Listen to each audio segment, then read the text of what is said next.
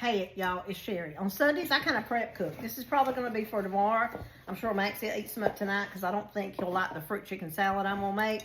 And Kim had asked me to cook this. She asked me why didn't I cook a meatloaf? And I had some hamburger meat. Actually, Brandy had some hamburger meat she wasn't going to cook.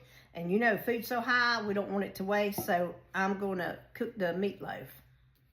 And then I'll give it away. Well, I'll eat some.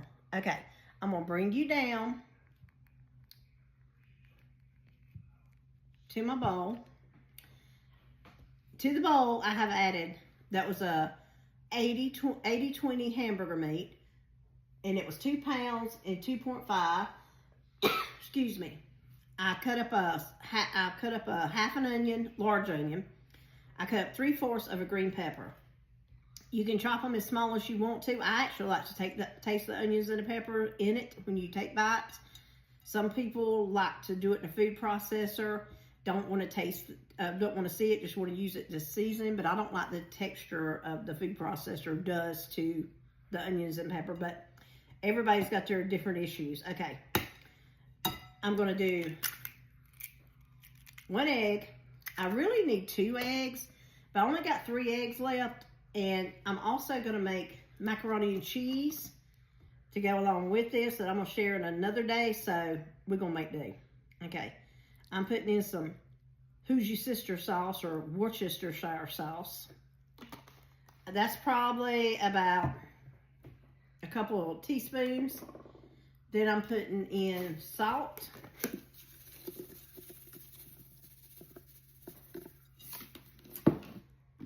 Pepper.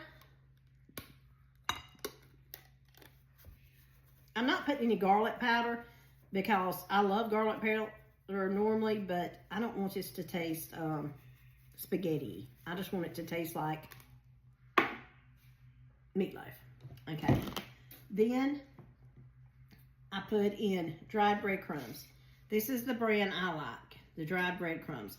It's probably I'm gonna start with a 1/2 cup.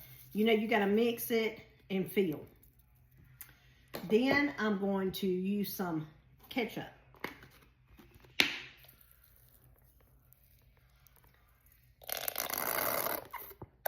The meatloaf I'm making is kind of going to be small, so I'm just going to see how this feels and see if I need to add anything else to it. Okay, I'll be back in a minute. I use the plain breadcrumbs because I know some people use bread or saltine crackers.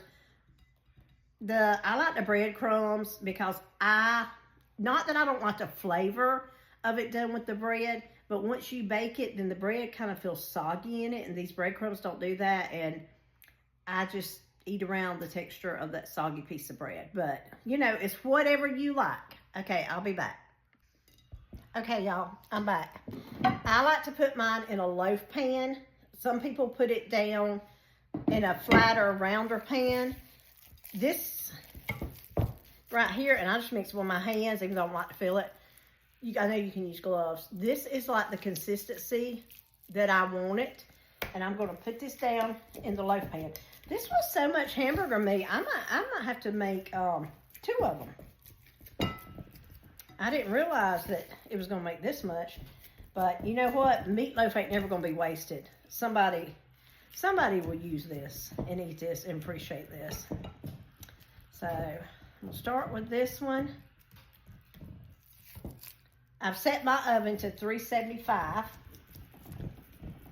and I'm going to check on it in about 30 minutes. And since we use the 80-20 hamburger meat, we do need to drain the grease as it's cooking, because you don't want a meatloaf sitting in grease. And even though 80-20 is going to give it good flavor, we don't need that grease. I usually do it after about 30 minutes. And then I'll do it again at the end. Okay, see you back in see you later. I'll show you what it looks like when it comes out, and I'll show you how I make the top. And thanks. I told you I had extra meat. These little bowls, I know they're called something, but I forgot what they're called. They make perfect little individual servings of meat. So I'm probably gonna make a couple of these And time this shrinks up, you probably don't have to worry about eating too much if you have this size bowl.